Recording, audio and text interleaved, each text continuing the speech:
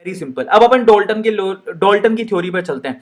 Dalton पहला ऐसा आदमी था पूरी वैसे कणद ऋषि ने भी कह दिया था कि जो स्मॉलेस्ट इंडिविजुअल पार्टिकल होता है बेसिकली वो उसको हम लोग एटम कहते हैं। ये बात रजिस्टर सबसे पहले डोल्टन ने करवाई थी, तो लेकिन हमारे एक इंडियन साइंटिस्ट थे कणद ऋषि, उन्होंने भी ये बात बोल दी थी कि मैटर का सबसे स्मॉलेस्ट पार्टिकल क्या होता है, एटम, जो कि इंडिविजुअल पार्टिकल होता है, लेकिन बाद में उनको गलत साबित कर दिया गया था। दूसरा पोस्टुलेट क्या है, atom of same element have same property. ये तो कॉमन बात है, किसी भी एक एलिमेंट को ले लो, जैसे कार्बन ले लिया, कार्बन एक एलिमेंट है, उसके जो भी एटम होंगे उनकी प्रॉपर्टी सेम होगी, वेरी नहीं होगी। ये तो बड़ी कॉमन सी बात है। ऑक्सीजन एलिमेंट लूंगा, उनके जो भी एटम होंगे, जितने भी ऑक्सीजन के एटम होंगे, उनकी जो प्रॉपर्टीज है वो सिमिलर होगी। इसमें तो कोई इफ बट ही नहीं है, नो इफ बट नो जट।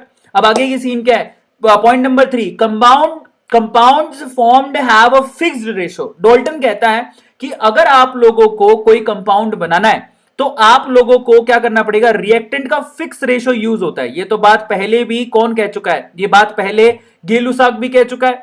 अगर आप लोगों को पानी बनाना है तो आपको 2 पार्ट हाइड्रोजन के लेने पड़ेंगे, 1 पार्ट आपको ऑक्सीजन का लेना पड़ेगा, तो 2:1 के हिसाब से आपको पानी मिल जाएगा। समझ में आता है? यही बात डोल्टन ने भी कही थी और यही सेम बात आपके गै-लुसाक ने भी कही थी। तो ये इनके फिक्स्ड सिंपल रेशो होते हैं, फिक्स्ड और सिंपल, मतलब ऐसा कभी नहीं मिलेगा। और कान पकड़ के अलग अलग लोगों ने अलग अलग बातें बोली।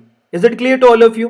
चौथा पॉइंट डोल्टन क्या कहता है कि chemical reactions are rearrangement of atom. ये तो मैं पहले ही बता चुका हूं, केमिकल रिएक्शन में सिर्फ रीअरेंजमेंट होता है। ऐसा नहीं होगा कि घोड़ों को आप रिप्रोडक्शन कराओगे और गधा पैदा हो जाएगा, गधों को रिप्रोडक्शन कराओगे घोड़ा पैदा हो जाएगा, ऐसा कुछ नहीं है।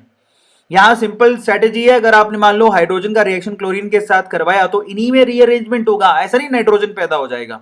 मतलब आप समझो कि अगर आपने हाइड्रोजन का रिएक्शन क्लोरीन के साथ करवा भी दिया तो यहां पर जो प्रोडक्ट बनेगा वो उसमें हाइड्रोजन और क्लोरीन ही दिखेगा। आपको HCl बनाओगे तो हाइड्रोजन और क्लोरीन दिखेगा ना, आपको नाइट्रोजन थोड़ी दिख जाएगा। Try to understand. तो ये